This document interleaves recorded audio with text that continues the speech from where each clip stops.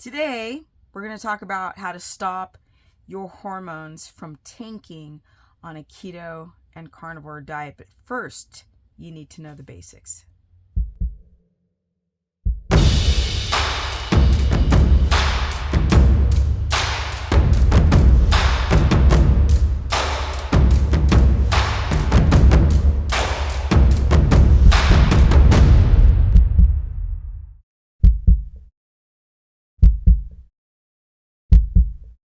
Welcome everyone to my very humble channel. Hormones. They are tanking.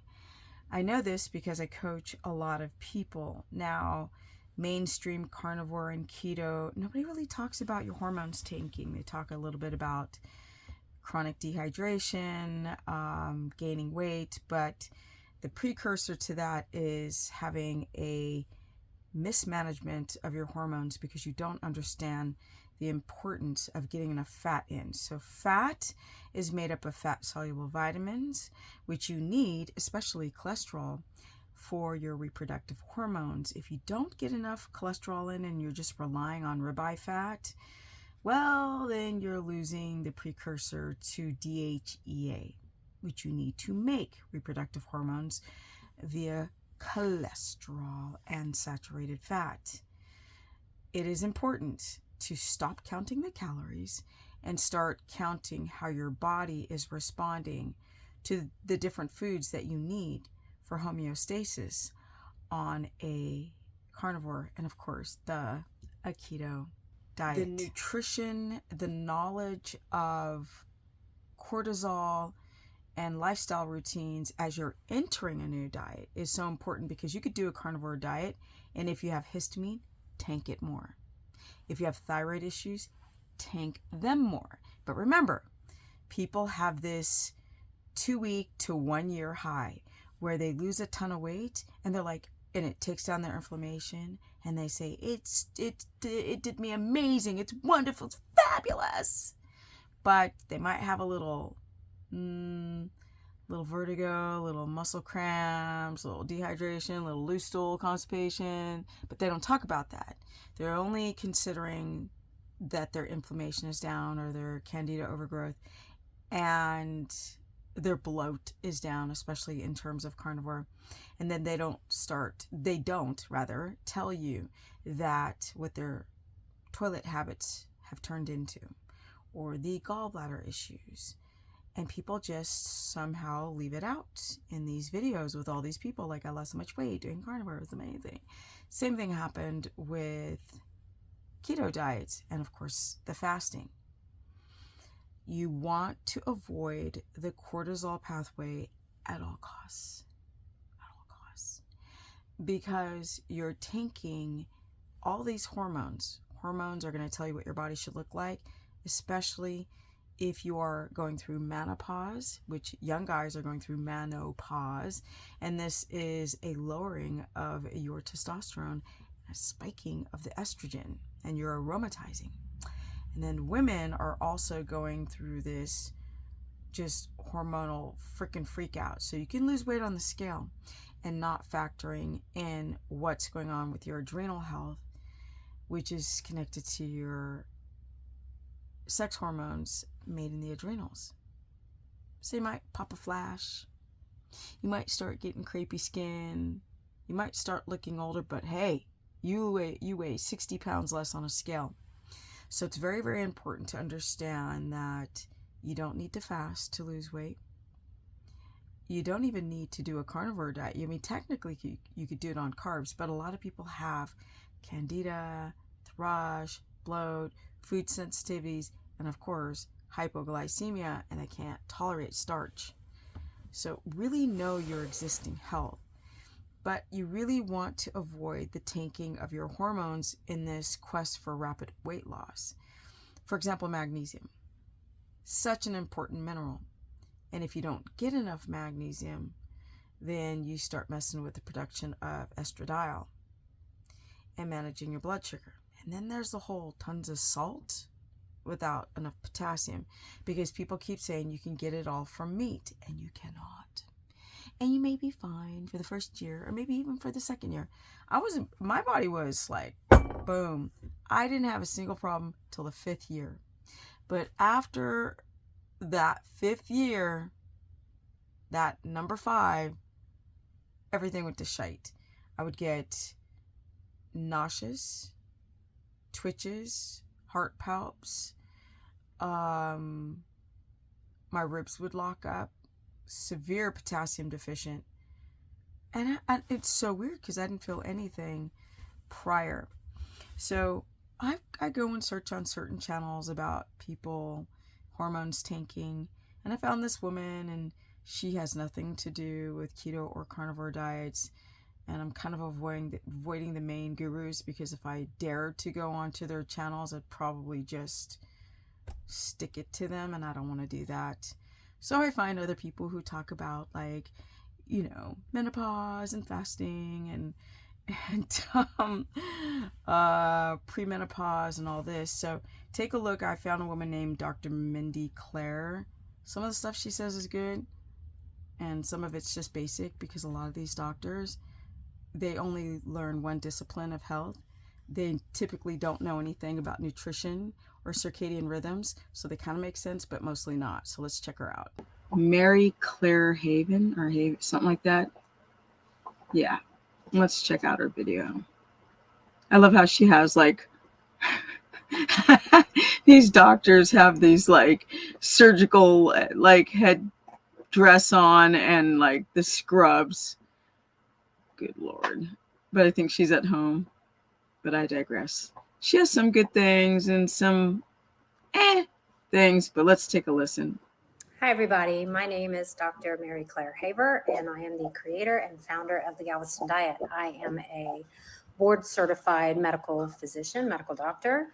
I am a board-certified obstetrician gynecologist, and I am also certified in culinary medicine from Tulane University. I am coming to you today to talk to you about hormones, menopause, and weight gain.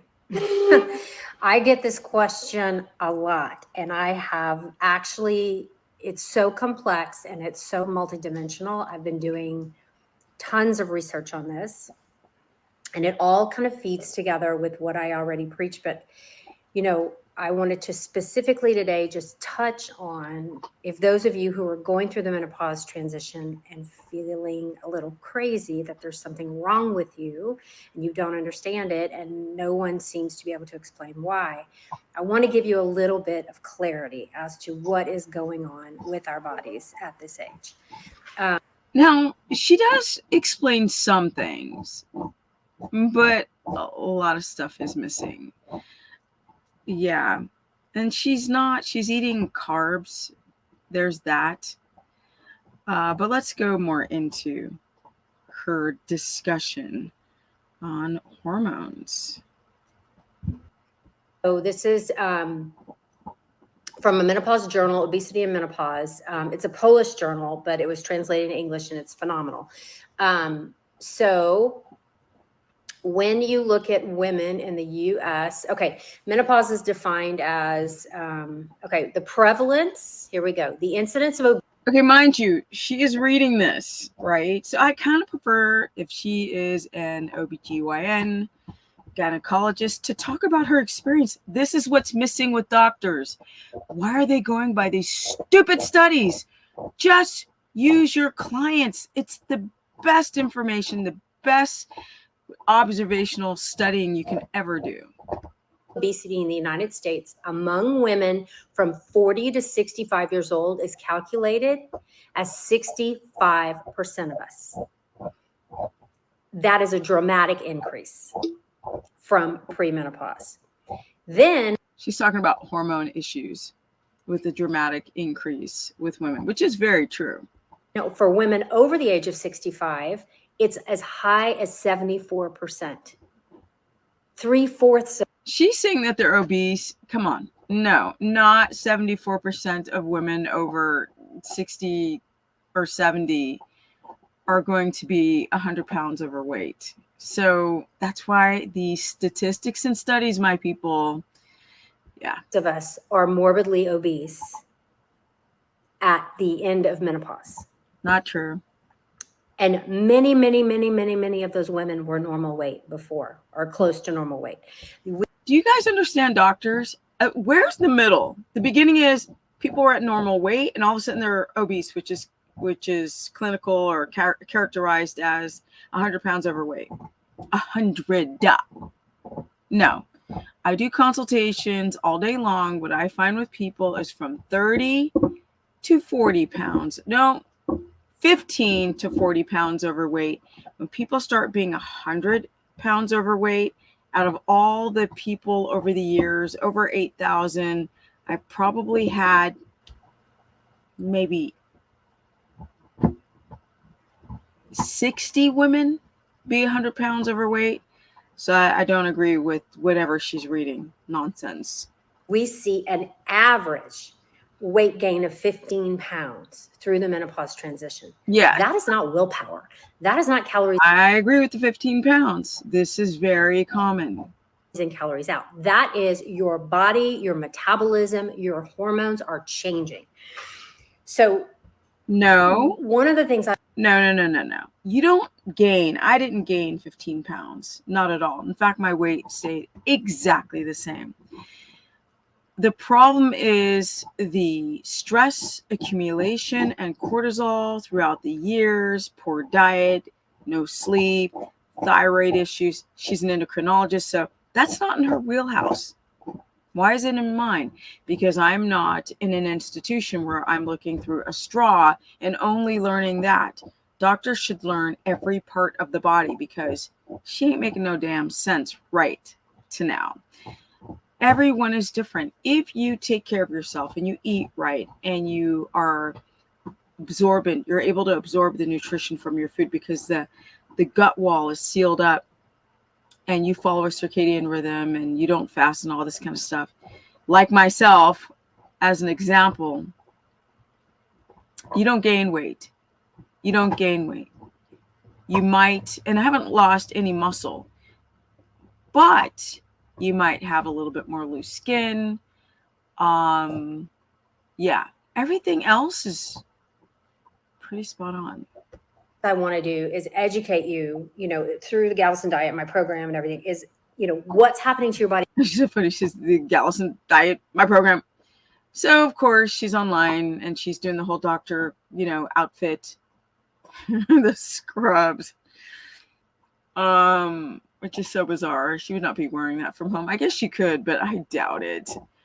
Yeah, you don't want to get like bacteria from your house and transfer it on the way to work. But yeah, I think that these doctors, like I mentioned previously, need to not create these programs. She should be referencing the experience with women throughout the years. That's what I want to hear. So you understand, you're not crazy. This is real. What those changes mean to you and what you can do nutritionally to hack those things to try to get your best outcome so you don't end up as one of those statistics. She's partially right. It is nutritional. It is circadian rhythm. It's managing the cortisol pathways. It's detoxing from a bunch of chemical exposure, heavy metals, forever chemicals that are endocrine disruptors. Again, if you're an endocrinologist and not rather a gynecologist, these are the things that we all want to hear.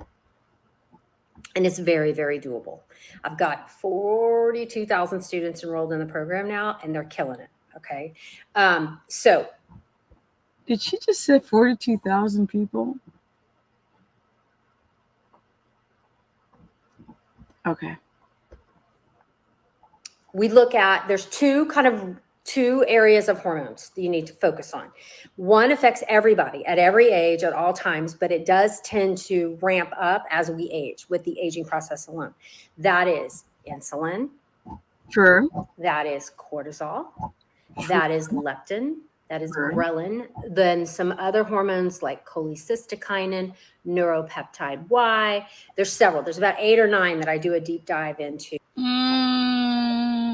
Neuropeptide Y. No. I think she needs to mention thyroid hormones. Yeah. And reproductive hormones. So, yeah. In the hormone research that I've been doing. So, but the two biggest ones you need to think about or the four are insulin, cortisol, leptin, and ghrelin. So I disagree. I really did. I mean, I think that leptin and ghrelin play a huge role, but with my experience of working with people, it's insulin, it's estrogen, it's thyroid hormones, and of course the adrenal hormones like cortisol.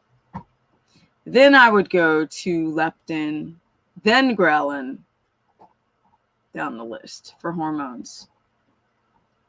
Reproductive hormones. No, reproductive hormones would be insulin, thyroid, reproductive, adrenal. That would be my top four. Insulin is what drives the glucose to be shifted and stored as fat. It also, remember, she is a OBG. That's why I feel like there's a little like she's sort of tense in her body language. Her shoulders are up and a little bit pronated, and it feels like it's not flowing. It's not like this is something she talks about every freaking second. She has it dialed in. Feels like, yeah, feels wonky. also helps control hunger. It helps control satiety, and the incidence of insulin resistance in this country is huge. Several of you I know out there have been diagnosed with borderline diabetes or insulin resistance, and there's definitely a huge nutritional component to that. So instead of just counting calories in, calories out in the Gallison diet, we set our calories at somewhere around 1,500 a day, so a little less some days. So that's where we stop. As soon as she said 1,500 or less, she's discredited. We're done. We're done. I think with me looking at this particular doctor, the idea of things are not calories in, calories out, and insulin, that's what I like that she mentioned. Everything else, I really don't care. I just don't. My dog is going to town on this bone. But let's check out some more information. Okay, guys, in this video, we're going to go into, and it's just a short or a little Instagram blurb, but some of the stuff this guy is saying is kind of interesting, and I'm going to talk about it more after I show this video. Should women be fasting? Almost all of them do better by eating early in the day and fasting after like 3-4 p.m. And that's because of the hormonal cycle. A woman doesn't have food as regularly, it can trigger adrenaline cortisol response. And if you have too much cortisol inside of the body, this is where you have that puffy look that you don't ever seem to get in shape. Right? I'm going to play this again. Listen up. Should women be fasting? Almost all of them do better by eating early in the day and fasting after like. Okay, so basically eating early in the day. No. Eat throughout the day. But basically the only thing I like about what he's saying is to eat early in the day. That's how you should start your day. To get that middle of the brain, the medulla, the hypothalamus pituitary adrenal axis, to know that you're eating so the set rhythm of hormones can be secreted properly between cortisol and melatonin. Like 3-4 p.m. And that's because of the hormonal cycle. A woman doesn't have food. Not 3 or 4 p.m. After 4 p.m. Food as regularly, it can trigger adrenaline cortisol response. And if you have she's saying if you're not having food, if you're fasting too long of windows, it triggers a cortisol response. Too much cortisol inside of the body. This is where you have that puffy look that you don't ever seem to get in shape. I had to run outside because the horses were fighting, so it cut off my video. Hormones are influenced by many different things, and just because you hit a certain age does not mean you're going to start just gaining weight. Now, does it typically happen? Yes, because people do not pay attention to self-care. They just don't. They get too wrapped up in feeling that they need variety of food, feeling that they have a difficulty to put the phone down at night, not next to the bed, go to bed early, drink enough water, work out, don't stay out late. People have such a hard time with this concept of really digging in their heels to become incredibly disciplined. And these are the people that gain weight. This is when you hit that premenopausal phase and it just becomes expedited super fast because you're not paying attention to the quality of meats that are injected, that are very estrogenic. The xenoestrogens coming from plastics and perfume and makeup and cleaning materials and certain types of foods. You have to do the work. And just because you hit a certain age does not mean you're going to be going through some type of menopause or menopause and then gaining weight. Does it typically happen? Yes, it does, because people don't put in the work. They give up. They feel like they need variety. They cheat. They fall off the wagon. They have a stressful event, and then that's their reason for still drinking coffee or eating the nonsense. And I hope this helps. Peace.